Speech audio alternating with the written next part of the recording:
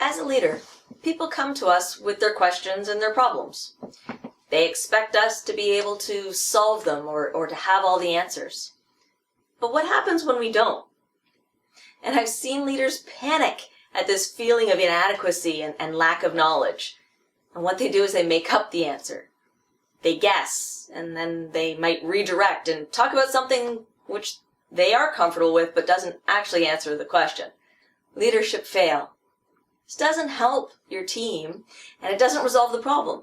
And worse, it kills your credibility and any trust that your team has in you.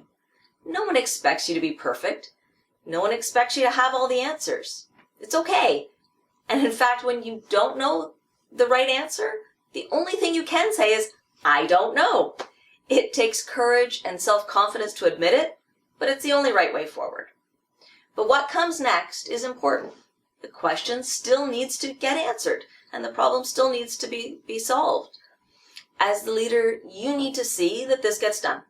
After all, your team member trusted you with the problem. So, who's going to figure out the answer? Is it something that your team member can go do some research and come back to you with? Or is it something that only you can look into? Together with your team member, come up with a plan, and then make sure you follow through. To say, I don't know, but I'll look into it and get back to you is perfectly acceptable answer.